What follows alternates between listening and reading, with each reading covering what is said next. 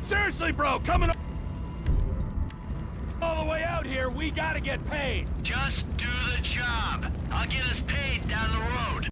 As years have gone by, games have grown increasingly bigger, with the open world genre in particular consistently ballooning in size and scope at a pace that has almost been a bit surprising to see.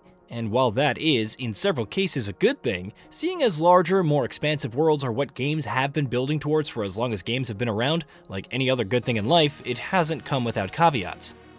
Bloat and excessive padding have become increasingly common in open-world titles in recent years, with developers routinely putting out massive experiences that are set in overwhelmingly large worlds that demand multiple dozens of hours of engagement from players. With so many games constantly competing for our attention at all times, and with so many of them being intimidatingly massive experiences, this trend is one that has quickly started bringing about widespread fatigue amongst the masses.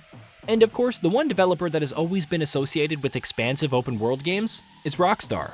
Across its Grand Theft Auto and Red Dead Redemption releases, Rockstar has put out increasingly larger and more intricate open worlds with each successive game. And to their credit, unlike so many of the games that we've usually associated with Bloat, each of Rockstar's standard settings for open worlds has been spectacularly designed, brimming with obsessive details and an absolute joy to simply just exist in. Is this target practice? The sheriff's busy. Why don't you go around the...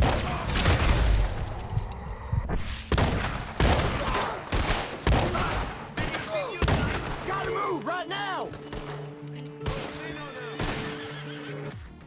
But now, with Grand Theft Auto 6 finally on the horizon, the question arises, is that the direction that Rockstar should keep heading in? From a pure quality standpoint, it'd be easy to answer that question with an unequivocal yeah, seeing as the likes of Red Dead Redemption 2 and GTA 5, not to mention their predecessors, have boasted some of the largest and most thoroughly impressive open worlds that we've ever seen in games. Looking a little deeper though, there are several reasons for why not chasing the bigger is better mentality might be the wise choice.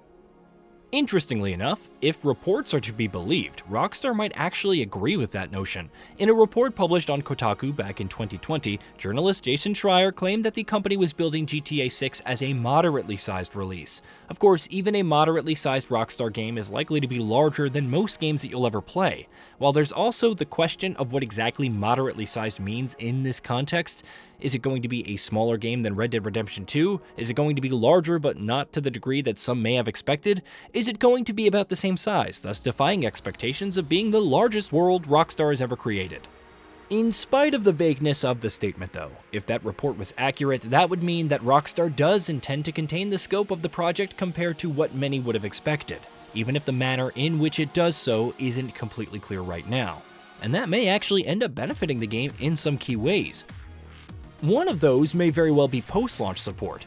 In his aforementioned report in 2020, Schreier also claimed that Rockstar was planning on expanding GTA 6 and its world with regular post-launch expansions, something that subsequent leaks in the years since then have alleged as well.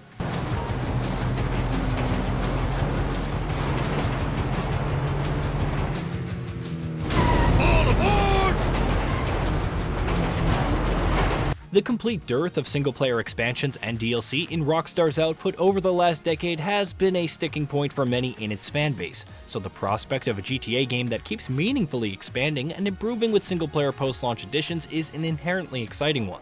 That's assuming, of course, that whatever form Grand Theft Auto Online takes in the GTA 6 era won't hog all of Rockstar's attention, thus sidelining its single-player pipeline once again, which, looking at the last decade, definitely can't be discounted as a very real possibility.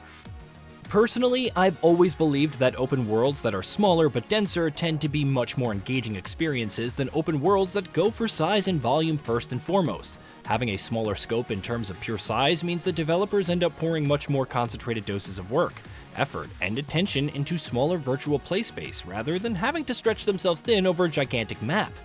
Rather than diluting the experience with content that can often feel repetitive or even procedurally generated, that leads to a denser world where the activities that you do engage in feel more bespoke and significantly more compelling. Just look at the Yakuza games, or even something much more recent like Marvel's Spider-Man 2, where in spite of having relatively smaller maps to explore, there's no shortage of praises to be doled out for how the games are designed or the excellent content they boast. What? Too busy to visit your fam? Nah, I was just giving you space after you got out. Whoa, let me call you back. Get the web slinger! Hi, Obviously, it needs to be said that Rockstar's open world games haven't ever had too much of an issue where the quality of content is concerned. For instance, in spite of how massive both Red Dead Redemption 2 and Grand Theft Auto 5 are, every inch of their worlds feels meticulously and lovingly handcrafted, and the quality and variety of content never feels diluted, in spite of how much it actually has on offer in both games. But if Rockstar can achieve something like that on such a massive scale, what might they be able to achieve if it was able to concentrate its efforts on a relatively smaller and more concentrated map? It's a salivating prospect to say the very least.